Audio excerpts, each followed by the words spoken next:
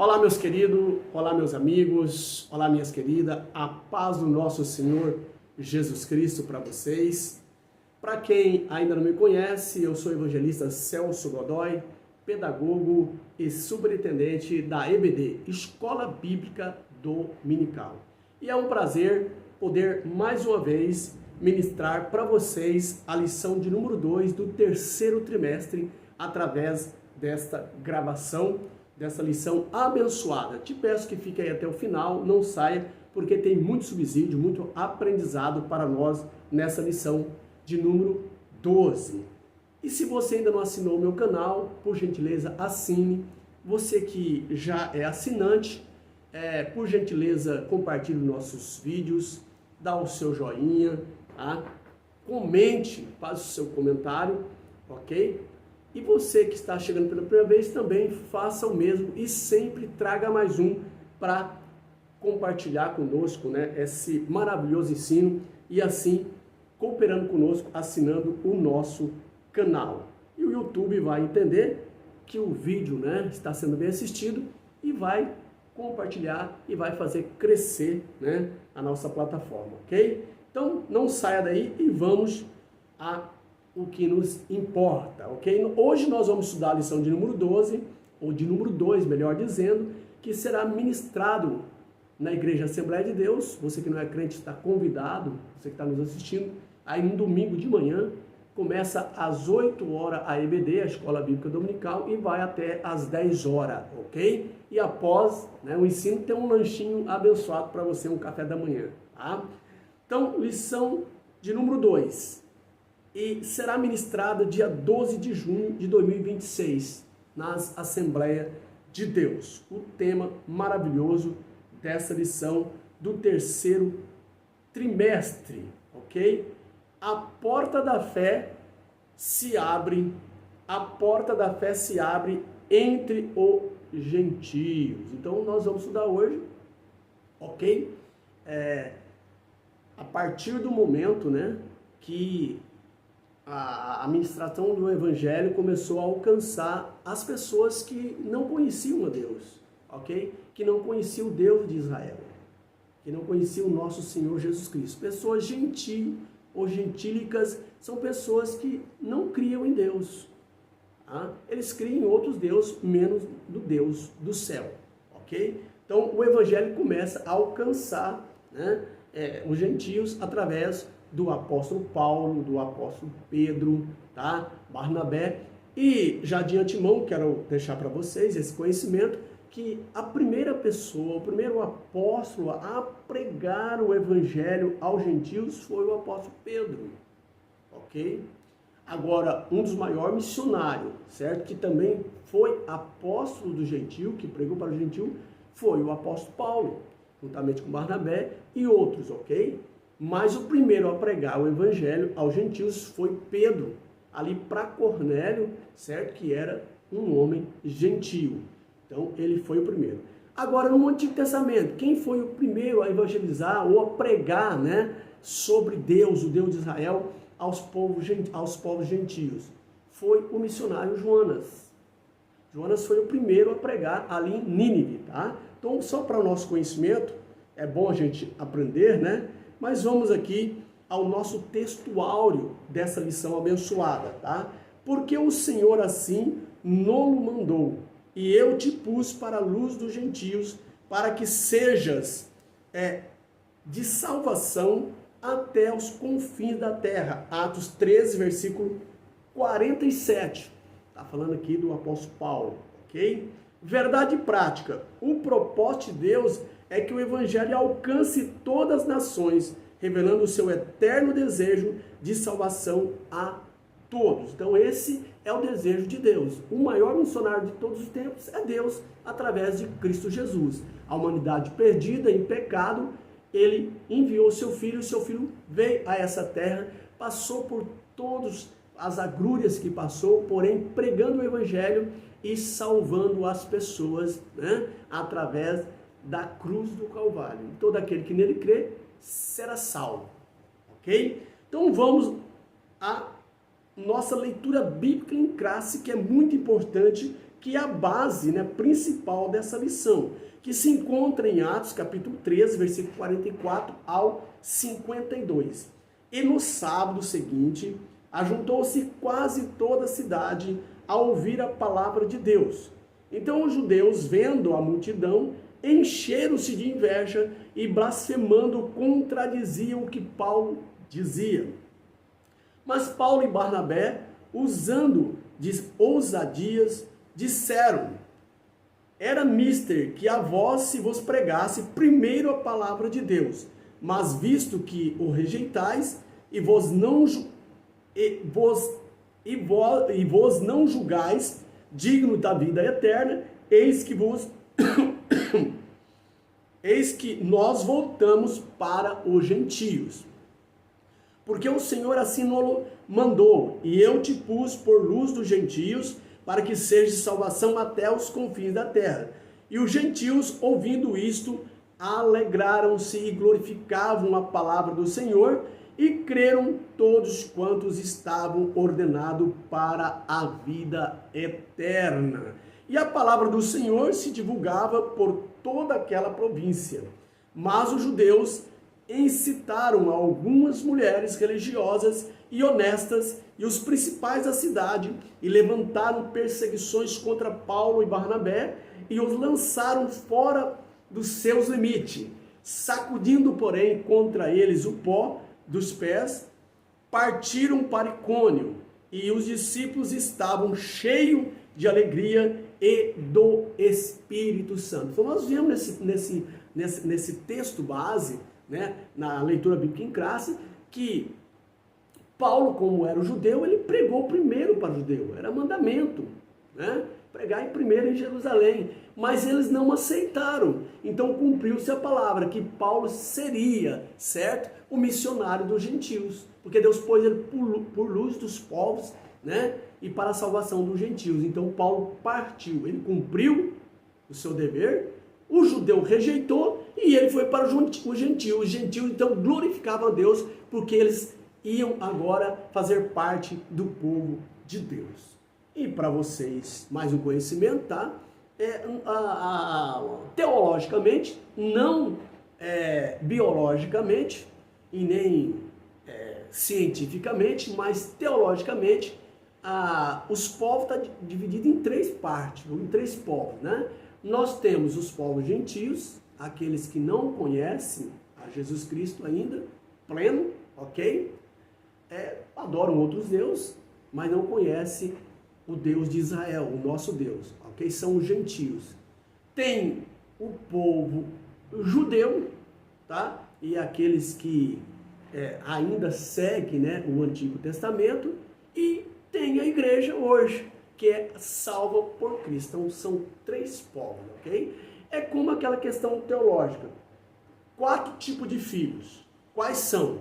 Filho por criação, que são os anjos. Filho por formação, que é Adão e Eva. Filho por geração, que é Jesus Cristo. E filho por adoção, que é a igreja. Só para uma pitadinha de aprendizado teológico, ok? Então vamos ao que nos interessa, ao conteúdo, primeiramente a introdução da lição e depois aos tópicos, né? Que é o nosso conteúdo principal, ok? Introdução. A primeira viagem missionária do apóstolo Paulo está registrada em Atos 13 e 14. Logo após serem separados pelo Espírito Santo, Atos 13, verso 2 e 3, Paulo e Barnabé, guiados pela direção divina, iniciaram a obra que o Senhor lhe confiara. A jornada durou cerca de 2 anos, entre 46 e 48 a.C., o ano 46 e 48 a.C.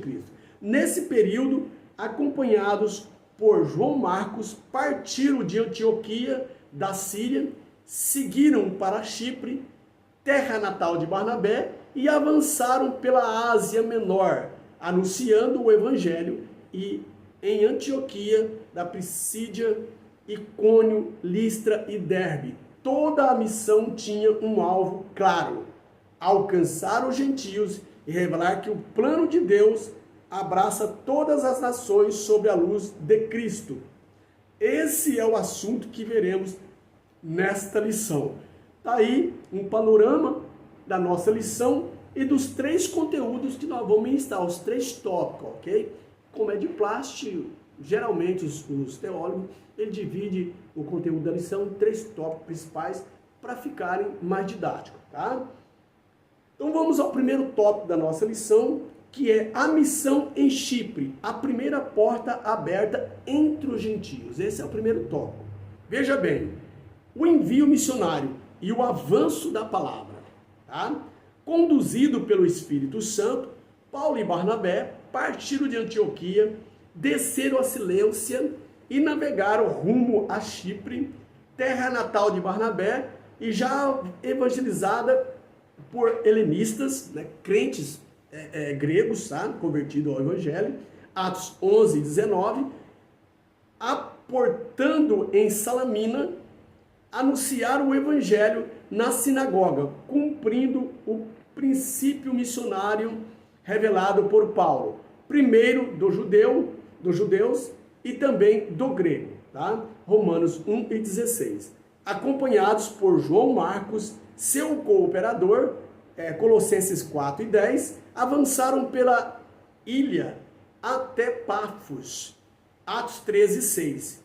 Assim, a missão se expandia, demonstrando que proclamar a palavra exige fidelidade, segundo Timóteo 3, 16 e 17. Reverência, né? Princípio de fidelidade, reverência, Jeremias 23, 28 e 29, e obediência, sensível à direção do Espírito Santo, Atos 13 e 2. Então você veja aqui, irmão, não é à toa que nós falamos que o Atos dos Apóstolos deveria ser chamado, né, Atos do Espírito Santo. Eles plenamente tinham uma comunhão com o Espírito Santo e tudo que o Espírito Santo falavam com eles, certo? Por orientação profética ou mesmo falando, né? Eu creio que até possa aqui pela fé, vendo eles pela sensibilidade, ouvindo a voz do Espírito Santo, eles seguiam, né, a direção com reverência, fidelidade, obediência, sensível à direção do Espírito Santo. Está em Atos 13 e 2. Esse foi o sucesso da missão de Paulo e Barnabé e os demais que com eles, né, depois se ajuntaram, ok? É importante. Então Paulo, ele procurava, né, os centros, as cidades, né? E ali ele ia no centro daquela cidade comercial, certo? Onde tinha aglomeração de pessoas, e ali pregava o evangelho. E ali pregava nas praças, as pessoas se convertiam, ajoelhavam diante de Cristo, aceitando a Jesus, e ali ele colocava, ficava ali 6 meses, 1 ano, ok? Evangelizando, e ele punha um responsável para aquela igreja, formava, plantava uma igreja ali e ia para outros lugares. Então assim ele ia plantando igreja de cidade em cidade. E Paulo usava uma estratégia, tá? Que era atingir o polo da cidade, atingir o lugar central, que era o lugar de comércio, onde está praça, onde está aglomerado as pessoas, para expandir o evangelho e atingir e cumprir a sua missão, que era pregar para os gentios, ok?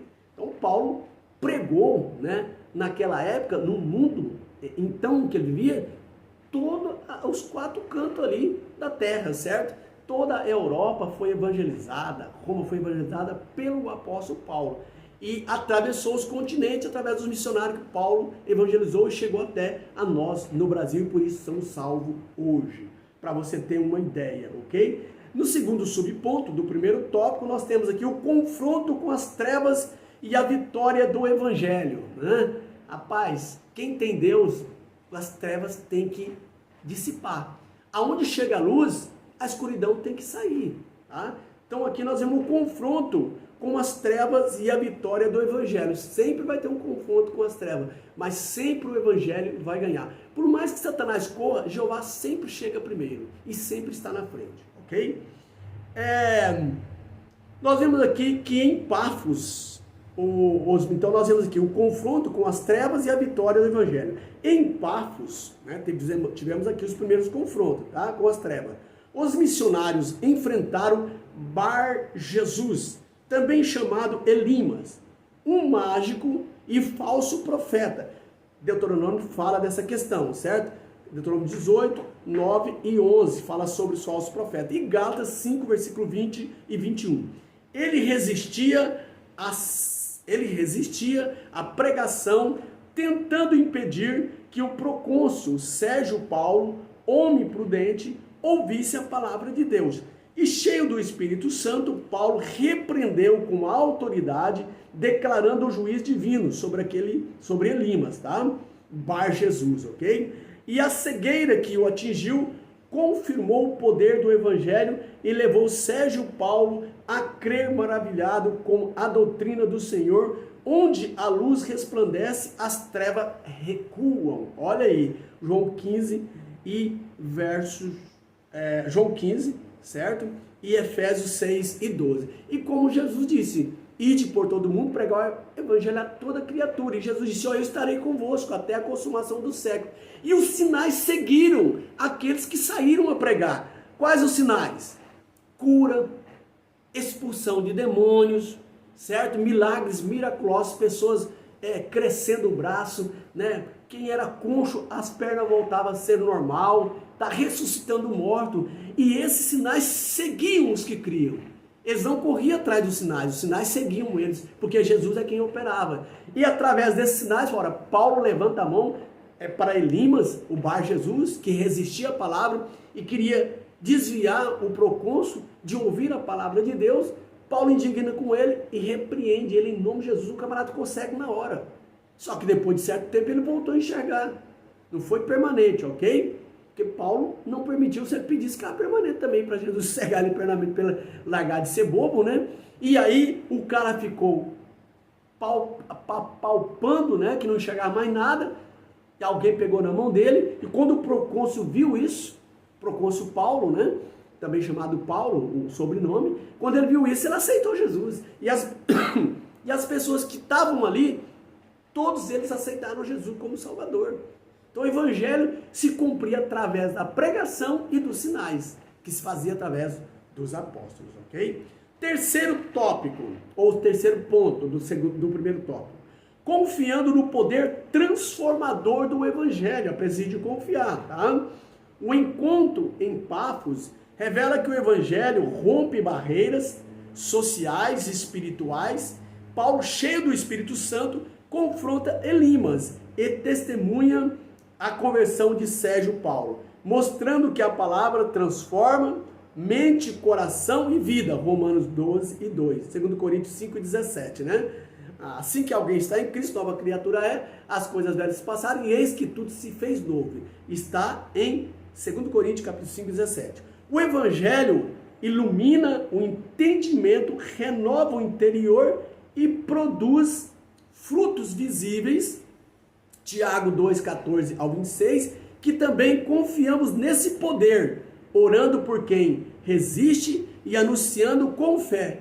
A jornada agora avança para Antioquia da Priscília, onde a missão alcançará novas proporções. Então daqui já foram para essa cidade, Pisídia, ok? Então você veja, irmão, que tantas pessoas se convertiam, como os apóstolos ficaram maravilhados de Deus estar operando através deles milagres, né? Sinais e maravilhas, certo? E assim as pessoas iam confirmando e eles se animavam mais ainda, tinham mais ânimo, ok? Aí a jornada deles não paravam. Agora eles avançam para Antioquia da Pisídia, onde a missão alcançará novas proporções. Então deixava ali, ficava ali 6 meses, 1 ano, evangelizava, fundava uma igreja, colocava um responsável ali, um presbítero, um cooperador, e eles avançavam para outra cidade, atingindo o polo daquela cidade, né? As praças, o comércio, onde tinha aglomeração de gente, para que o evangelho crescesse e cumprisse aquilo que Deus disse a respeito do apóstolo Paulo e dos missionários, ok? Então aqui o sinopse desse primeiro tópico é: em Chipre, o Espírito Santo abre a primeira porta da missão gentílica, tá? A primeira porta, né? Aqui foi o polo para mandar enviar missionários, e agora em Chipre é a primeira porta aberta, e ele já vai para Antioquia da Pisídia. Então vamos aqui para o segundo tópico da nossa lição, abençoada. Não saia daí, que tem muita coisa boa aqui. Você vai aprender nesse momento da poderosa palavra de Deus e criar a chama. Quando você ouve a palavra de Deus, surge no seu coração a chama de missões. E se Deus falar contigo, não rejeite, sai pregando a palavra. Se for um missionário transcultural, vai para onde Deus te enviar, ou faça missões na sua vizinhança, certo? Como diz, em Samaria, né? Em Judéia, tá? Jerusalém. E se Deus te chamar para ser um missionário fora, como Satilo, né? Um missionário Satilo, vai, porque Deus é contigo, ok? Então, segundo subtópico, ou segundo tópico, a missão em Antioquia da Priscídia, o evangelho que ilumina, né? Aonde havia treva foi dissipada e chegou a luz do evangelho, certo? E os povos que estavam em treva foi iluminado pela luz do evangelho de Cristo. Primeiro subponto desse segundo tópico, a exposição apostólica que revela Cristo na Escritura, tá? Veja bem, Atos 13, verso 16 ao 43. Levantando-se na sinagoga, Paulo dirige-se aos judeus gentios, tementes aos judeus e gentios, ok? Melhor dizendo, tementes a Deus, e percorre a história, né? Fala, prega sobre a história de Israel para revelar que tudo aponta para Cristo, recordando os juízes e Saul, tá? Juízes 2, verso 16, 1 Samuel 31 e 13, apresenta Jesus como a descendente de Davi, Mateus 1, verso 1 ao 17, Lucas 3, versículo 23 ao 38, afirma que João preparou o seu caminho, João Batista preparou o caminho, né? Mateus 3, que a cruz cumpriu as profecias, Isaías 53 e Salmo 22, você pode conferir, e que a ressurreição foi confirmada por testemunha e pelas escrituras. 1 Coríntios 15, 1 ao 23, Salmo 2 e 7 e 16 e 10. Proclama a justificação pela fé, Romanos 4, 13 ao 21, e a salvação a quem crê, João 3, 16, versículo 16 e 36. Seu discurso termina com um apelo solene para que os ouvintes não repitam o erro dos que rejeitaram o Messias, e a repercussão é imediata. Enquanto muitos judeus se retiram, os gentios rogam que Paulo retorne no sábado seguinte, e assim quase toda a cidade reúne para ouvir a palavra de Deus revelada ou revelando uma abertura extraordinária ao Evangelho. Então veja que Paulo ele expõe, ele percorre tanto o Antigo Testamento e conclui no Novo Testamento, mostrando que tudo convergia para Cristo. Mas os judeus que eram arraigados na lei, ficavam com inveja, com ciúme, saíram, alguns deles, né? Nem todos, e os gentios abraçaram a fé, certo? E foi uma grande bênção, uma grande conversão nessa cidade, tá? No segundo subponto do segundo tópico, a rejeição dos judeus e a tristeza de Paulo diante da incredulidade. Paulo era um judeu, agora ele foi enviado também primeiramente para pregar para os judeus, mas os judeus rejeitavam, e como judeu ele sentia a dor, como o meu povo não crê na palavra de Deus, e assim ele parte para a missão que foi determinada, que era pregar para os gentios. Ele falou, olha, não tem jeito, foi o que Deus disse, sou missionário dos gentios, ok? Mas ele sentia dores porque o povo, os judeus, rejeitavam a palavra de Deus. Olha que coisa, os que primeiro foram chamados, agora ficaram por último. E os gentios que eram os últimos, agora se tornam o primeiro e cumprem aquela palavra. Muitos são chamados, né? Mas os primeiros serão os derradeiros, ok? Então, nesse segundo subponto, a rejeição dos judeus e a tristeza de Paulo diante da incredulidade. Atos 3, versículo 44 a 45. Fiel ao princípio de alcançar primeiro os judeus e depois os gentios, Romanos 1,16, Paulo inicia sua pregação nas sinagogas, Contudo, em Antioquia da Pisídia, a inveja e a resistência dos judeus revelam uma dor do apóstolo ao ver seu povo rejeitar o evangelho, Romanos 9, verso 1 ao 3. Diante dessa recusa, Paulo e Barnabé declaram: era mister que a vós se vos pregasse primeiro a palavra de Deus, mas visto que a rejeitais, e eis que nós voltamos para os gentios, Atos 13, versículo 46. Assim, dentro do propósito soberano de Deus, o evangelho alcança as nações. Então nós vemos aí, irmão, um sono espiritual nos judeus. Por quê? Porque era o tempo dos gentios. Certo? Embora o judeu se converte ao cristianismo, mas é um tempo espiritual de sono, né? Um stand-by, né? Um tempo de sono espiritual aos judeus, que eles vão só acordar, né, após, no finalzinho da grande tribulação, com Jesus descendo no Monte das Oliveiras, que ele vai reconhecer Jesus o Messias, Filho de Deus, os judeus natos, tá? E a Santa Grey, que é a igreja. Então essa rejeição é uma rejeição espiritual, para que abrisse as portas para o gentio. Agora, na graça, é o tempo do gentio. E você, que ainda não aceitou a Cristo, aproveite, aceite, porque é o seu tempo, é o tempo da graça. É o tempo mais fácil para você servir a Deus. Se você perder essa oportunidade, bye bye, nunca mais será salvo, ok? Então, aceite a Jesus enquanto é tempo. Avançando para o terceiro e último subponto do segundo tópico, a porta da fé aberta aos gentios pela graça de Deus. Olha aí, a graça de Deus alcançou nós, que maravilha, né? Primeiro os judeus, depois os gentios, tá? Atos 13, versículo 46 e 49, ao rejeitar a mensagem, muitos judeus se tornaram indignos da vida eterna, não por um decreto arbitrário, mas pela resistência voluntária, ok? Ao evangelho. Assim Paulo volta-se aos gentios que receberam a palavra com alegria e fé sincera, e cumpre-se então o propósito divino anunciado em Isaías. Israel seria a luz para as nações, Isaías 49, 6. E de Israel viria Cristo, a luz para a revelação aos gentios. Tá? Lucas 2 e 32. Tá? O texto afirma que creram todos quantos estavam ordenados para a vida eterna.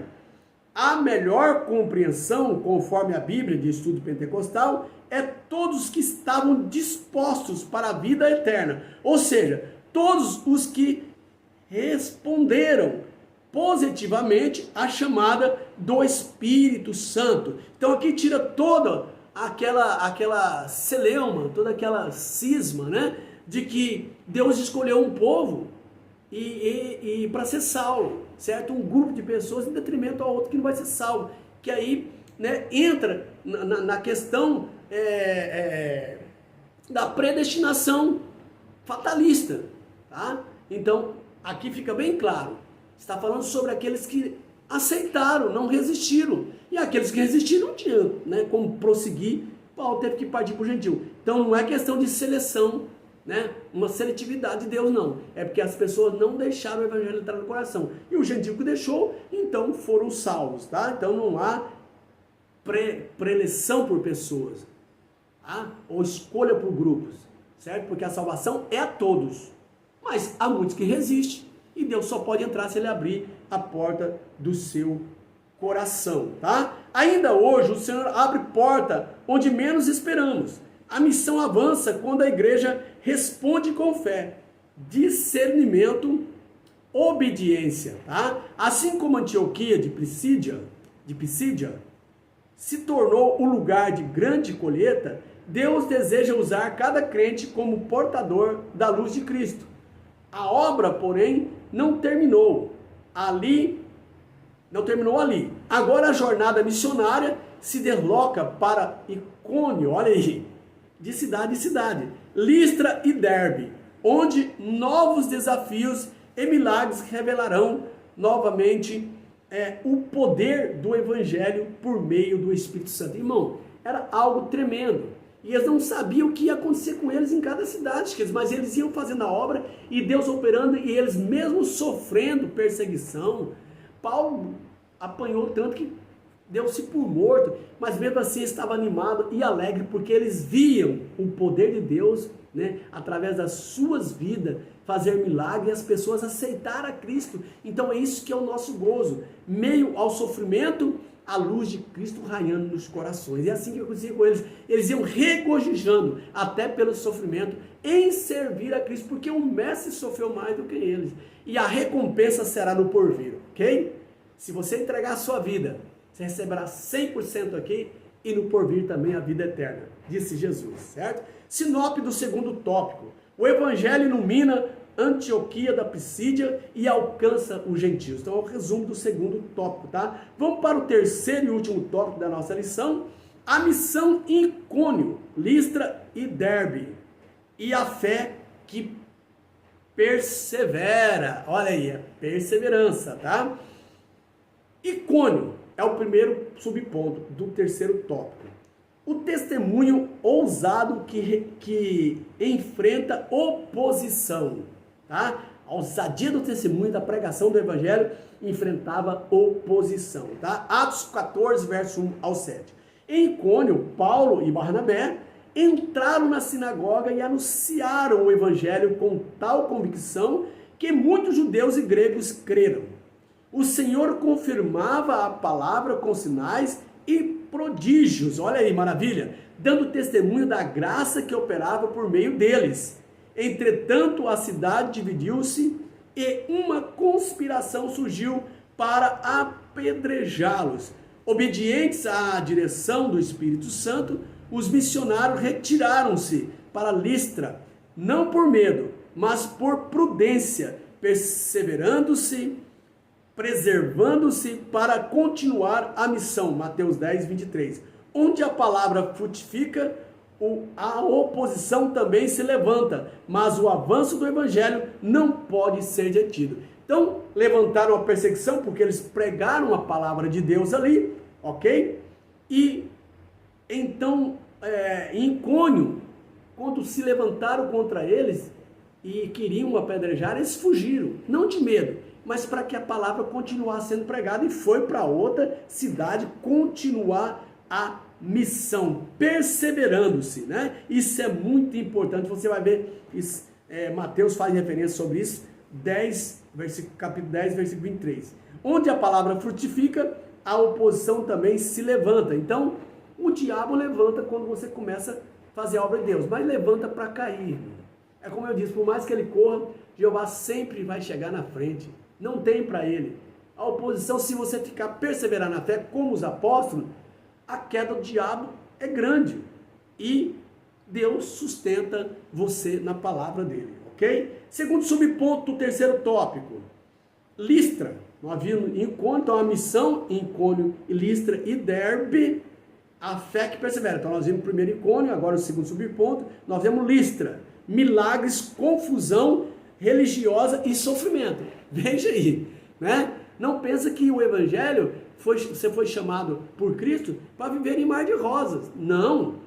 Ser próspero, ganhar muito dinheiro, ganhar chave de carro, não. Você foi chamado para confrontar as trevas. E isso muitas vezes, né, em meio aos milagres, as bênçãos, vem a confusão religiosa e o sofrimento daqueles que pregam o evangelho, e a confusão religiosa daqueles que não aceitam a palavra de Deus, tá? Ficam confusos, tá? Mas tudo isso é para a glória de Deus, para que você, né, fique mais avivado e veja que o evangelho está tendo efeito nas pessoas. Tanto naqueles que rejeitam, demonstrando que realmente Cristo está trabalhando e eles não querem, e aqueles que aceitam, né, e perseveram na fé, tá? Então Paulo, ele plantava a igreja. Por exemplo, ele plantava aí, em cada 4 igrejas que ele plantava, que ele formava, talvez 1 ou 2 prosperava. Por quê, irmão? É para o cumprimento daquilo que Jesus falou, que a boa semente é jogado, né, na terra que tem pedregulho, na terra que tem espinho, à beira do caminho, tá? E muitas vezes essa palavra é sufocada ali pelos espinhos, não nasce na terra que tem pedra, tá? À beira do caminho o pássaro vem e come, mas aquele que cai na terra boa, produz 100, né? 30%, eu não me lembro, mas ela produz 100%. tá? Porque caiu num bom coração. Então muitas vezes você ganha aí 10 almas para Jesus numa pregação, cuida delas, e você vai ver que às vezes 2 ou 3 permanecem e perseveram até o fim, e muitos desviam. Porque até a palavra não caiu em boa terra, tá? Caiu em uma má terra. Então, avançando aqui, nesse segundo subponto, as coisas, porém, voltando, tá? No segundo ponto, Paulo e Barnabé rejeitam a idolatria, anuncia o Deus vivo, criador de todas as coisas, porém os judeus vindos de Antioquia e Icônio incitaram o povo contra eles, e Paulo é apedrejado e deixado como morto.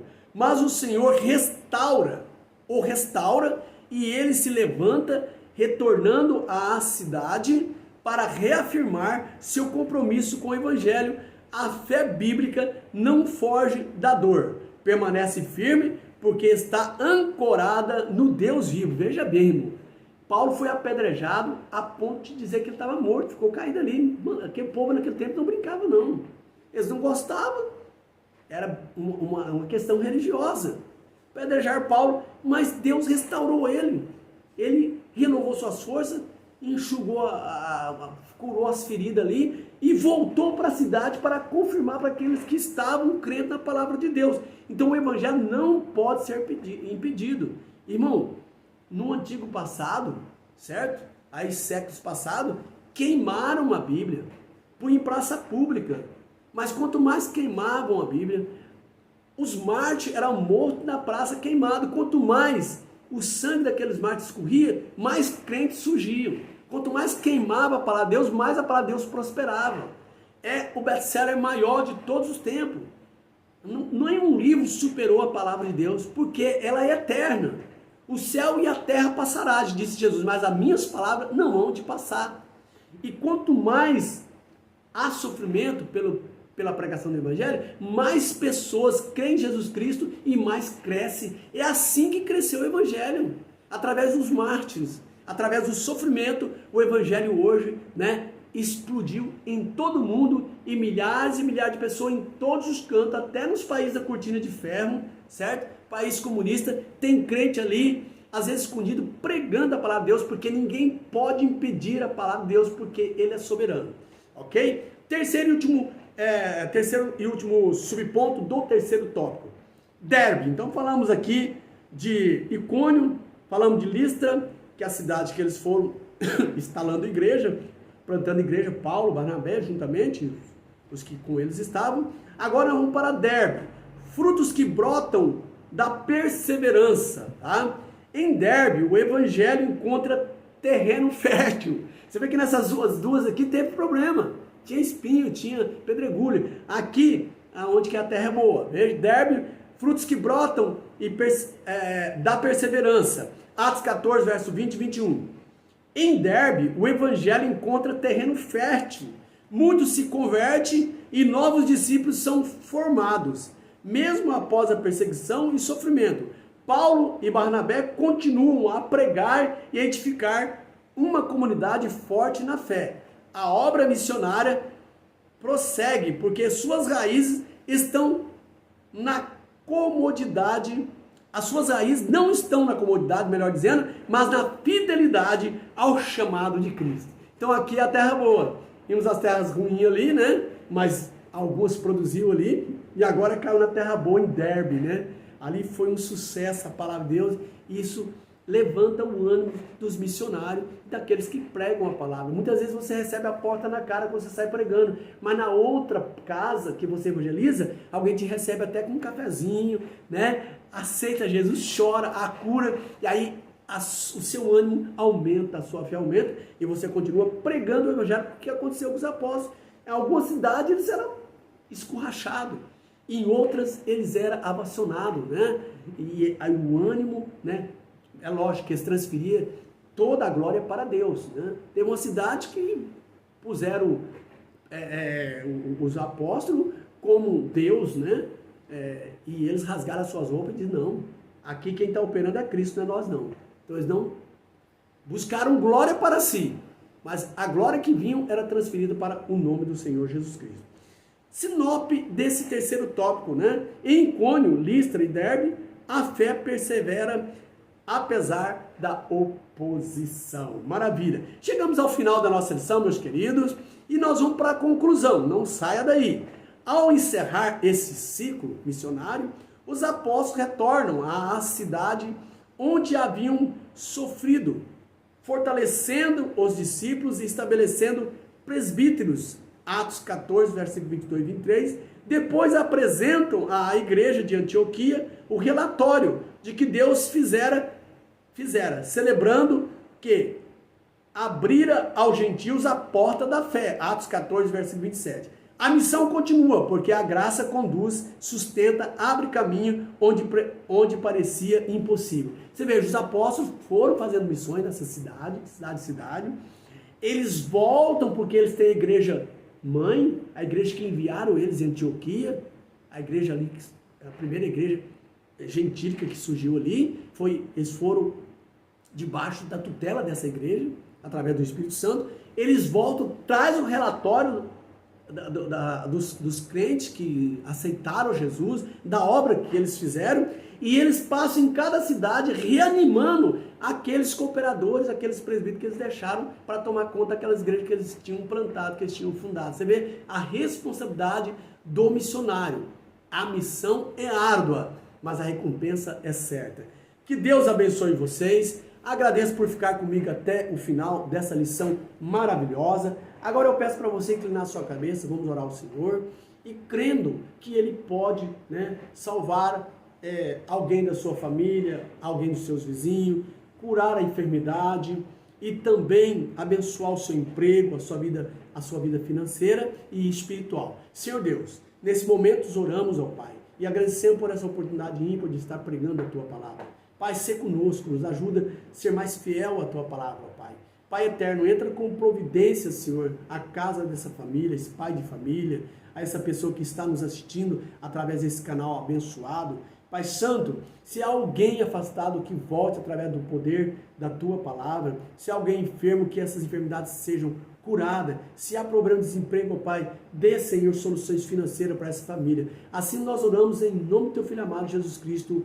Amém e amém. Que a graça do nosso Senhor Jesus Cristo, o grande amor de Deus, a comunhão do Espírito Santo, seja sobre cada um de nós que iremos com força. Amém. Bye, bye e até a próxima lição, galera.